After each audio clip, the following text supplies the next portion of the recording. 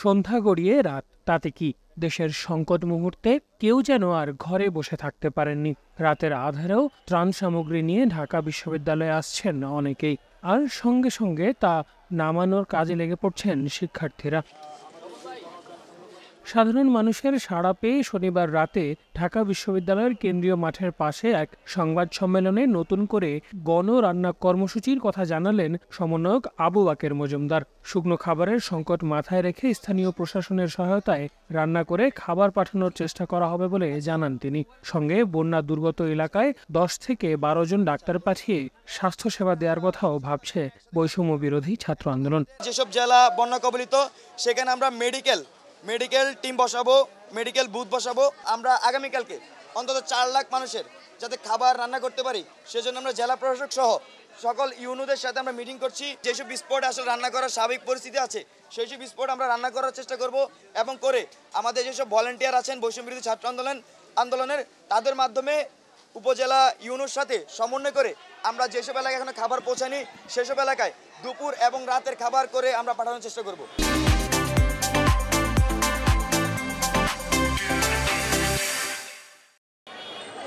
এদিকে শুধু শনিবারই ত্রাণ সহায়তা সংগ্রহ হয়েছে প্রায় ২.৫ কোটি টাকা। এমনটা উল্লেখ করে গেল বুধবার থেকে প্রায় ৪ কোটি টাকা সংগ্রহের কথা জানায় বৈষম্য বিরোধী ছাত্র আন্দোলন। ইতিমধ্যে বন্যার্ত এলাকায় ৫০-এর বেশি ট্রাকে ত্রাণ সামগ্রী পৌঁছেছে বলেও জানান তারা। কমপক্ষে ১০০০ থেকে ১২০০ আমরা খাবার এবং পানীয় এবং অন্যান্য আমরা ট্রাকে কাপড় আমরা দেওয়ার চেষ্টা করেছি। তো এরকম ৫০টি ট্রাক আমরা প্রথমত ফেনী, কুমিল্লা, নোয়াখালী, লক্ষ্মীপুর এগুলোতে আমরা ডিরেক্টলি ট্রাক পাঠিয়েছি, এবং খাগড়াছড়িতেও আশা করছি কালকে থেকে একটি বড় ত্রাণ কার্যক্রম চালু হবে। অনুমান যেটা বলে যে আজকে যত ক্যাশ টিএসসিতে উঠেছে এটা ২.৫ কোটির আশেপাশে যেতে পারে। এখনো পর্যন্ত যতটুকু গোনা হয়েছে সেই ক্যাশ টাকাটা হচ্ছে ১,৮৬,৪৮,০০০ টাকা। আর গতকাল এবং আজকে মিলিয়ে অনলাইন ব্যাংকিং এসেছে ৪৯,৫০,০০০ টাকা।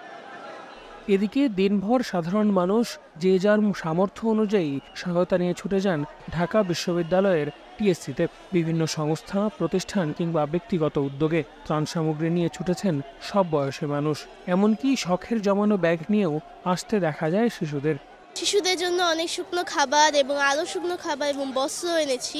আমি এখানে ৩,০০০ টাকা ও একটা মাটির ব্যাংক জমা দিয়েছি। আমি ছোটবেলা থেকে কয়েন জমানোর খুব শখ ছিল, কিন্তু যখন দেখি বাংলাদেশের মানুষের অবস্থা আমার খুশি হয়েছি যে এগুলা আমি এখানে জমা দিতে পেরেছি। শিক্ষার্থীদের লক্ষ্য এখন সমানভাবে ত্রাণ সহায়তা বন্যা কবলিত এলাকায় পৌঁছে দেয়া। আল আমিন তুষার, সময় সংবাদ, ঢাকা।